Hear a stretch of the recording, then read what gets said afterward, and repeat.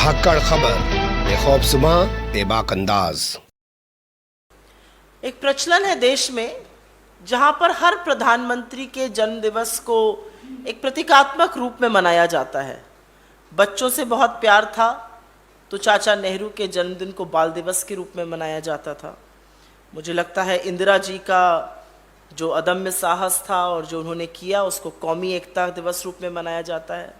राजीव जी का जन्मदिन सद्भावना दिवस के रूप में मनाया जाता है। अटल जी का जन्मदिन सुशासन दिवस के रूप में मनाया जाता है। तो आज का भी दिन बेहद खास है। मोदी जी का जन्मदिन है, प्रचंड बहुमत हासिल कर प्रधानमंत्री बने हैं,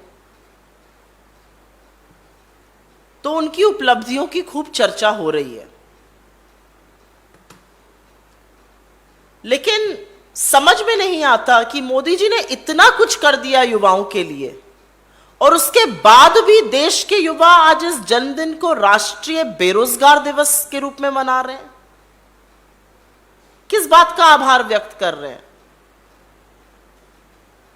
राष्ट्रीय बेरोजगार दिवस के रूप में 17 सितंबर जो मोदी जी का जन्मदिन है, इस साल नहीं पिछले साल भी, उसके पिछले साल भी, कुछ सालों से मनाया जा रहा है। तो कहीं ना कहीं ये चिंता बड़ी है और ये चिंता सरकार को और प्रधानमंत्री को समझनी पड़ेगी। भारत विश्व का सबसे युवा राष्ट्र है। हमारे यहाँ औसतन आयु विश्व में सबसे युवा है और उसके बाद भी हमारे यहाँ कामकाज करने वाले उम्र वर्ग में 60% लोग in the working age population, 60% लोग या तो काम नहीं कर रहे हैं या काम ढूंढ नहीं रहे हैं, इतने हताश हो चुके हैं। 60% लोग in the working age population, 60% are either not working और नॉट लुकिंग फॉर एम्प्लॉयमेंट। भयावह स्थिति है। 20 से 24 वर्ष की आयु में युवा बिल्कुल 42% बेरोजगार हैं। तो अगर ये भयावह स्थिति नहीं है तो और क्या होगी? और नहीं, ना आप कोरोना के पीछे छुप सकते हैं, ना आप रशिया यूक्रेन युद्ध के पीछे छुप सकते हैं, क्योंकि सच तो यह है कि कोविड का पहला केस आने से पहले हमारी आर्थिक मंदी, हमारी अर्थव्यवस्था चरमरा गई थी और बेरोजगारी 45 साल में सबसे ऊंचे स्तर पर पहुंच गई थी।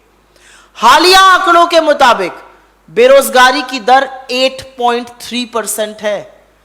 एक डेवलपिंग इकोनॉमी के लिए और एक युवा राष्ट्र के लिए अगर इससे बड़ा रेड लेटर प्रायोरिटी और कुछ नहीं हो सकता है। और ऐसा क्यों है? ये युवा क्यों मना रहे हैं इसको राष्ट्रीय बेरोजगार दिवस के रूप में? मुझे लगता है वो मायूस हैं। मोदी जी ने क्योंकि वादे बहुत बड़े किए थे। अपनी इलेक्शन रैली के दौरान उन्होंने कहा था और बार बार कहा था कि मैं 2 करोड़ सालाना रोजगार बनाऊंगा। तो 8 साल बाद 16 करोड़ रोजगार बन जाने चाहिए थे। 16 करोड़ रोजगार तो नहीं बने, 22 करोड़ नौकरियों के आवेदन जरूर आए और उसमें से नौकरियां सिर्फ और सिर्फ 7 लाख लोगों को मिली। और बेरोजगारी का ये जो पहाड़ है, ये 2 विषयों से और भी ज्यादा बड़ा टूट पड़ रहा है। पहला, ये महंगाई और घटती आय के दौरान आ रहा है। जो लोग थोड़ा बहुत कमा रहे हैं उनकी भी आय घट गई है और महंगाई बहुत है, इसलिए बेरोजगारी और भी ज्यादा चुभ रही है। और दूसरा, महिलाओं पर इसका बहुत कहर बरपा है। जो लेबर पार्टिसिपेशन रेट महिलाओं का 26% होता था, वो गिर के 15% तक पर आ गया। तो क्या मोदी जी को कोई चिंता नहीं है? मुझे नहीं लगता ऐसा होगा।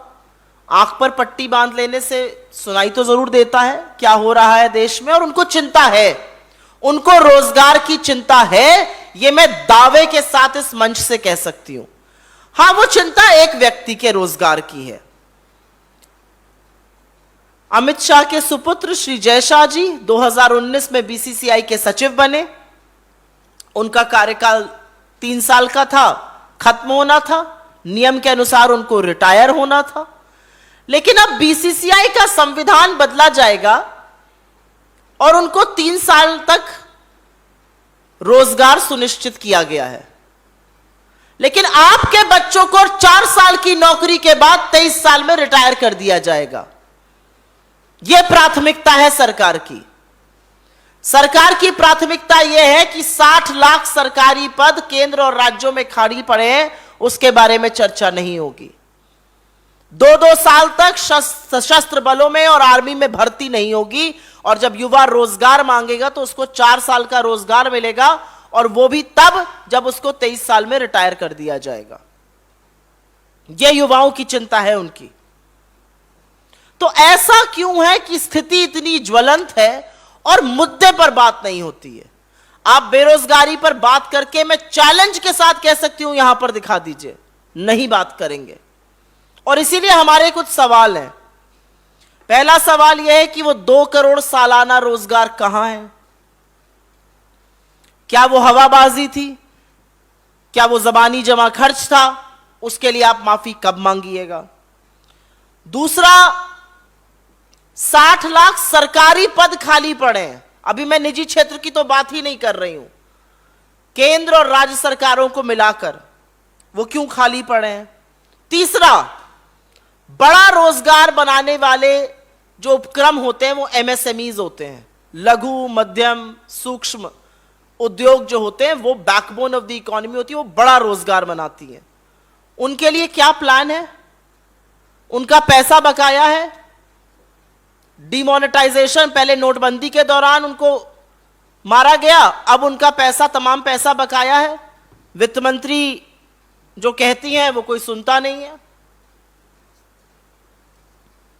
ऐसा क्यों है कि आपका महिमा मंडन तो करते हैं टीवी पर आकर निजी क्षेत्र वाले, लेकिन आप फटकारते हैं, आप ललकारते हैं, आप उनको बताते हैं कि आप श्री हनुमान जैसी ताकत है, लेकिन फिर भी वो निवेश नहीं कर रहे हैं। ऐसा क्यों है? क्या उनको आपकी नीतियों पर भरोसा नहीं है?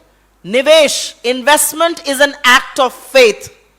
If they believe in your policies, if they believe in your policy framework, they will invest. लेकिन निजी क्षेत्र आज देश में इन्वेस्टमेंट नहीं कर रहा है। 32,000 हाई नेटवर्थ इंडिविजुअल्स ये देश छोड़कर चले गए हैं। आप जो भी कहते रहिए, आप जो भी आंकड़े पकाते रहिए, अगर सारा ध्यान आपका हम दो और हमारे दो पर रहेगा तो बाकी निजी क्षेत्र कैसे, कहां, कब और क्यों रोजगार बनाएगा? और एक सवाल तो बनता ही है कि युवाओं को स्थायी रोजगार देने के बजाय ये जो 4 साल के ठेके पर आप षड्यंत्र रच रहे हैं, उसी के तहत युवा अपना प्रतिकार दिखा रहे हैं। मुझे लगता है इस देश में सबसे बड़ा मुद्दा बेरोजगारी है, महंगाई है, और उस पर चर्चा नहीं होती है।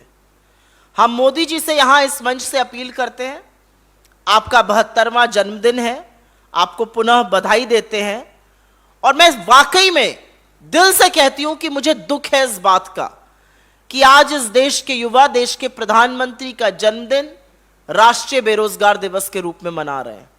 यह दुख की बात है, यह चिंता की बात है।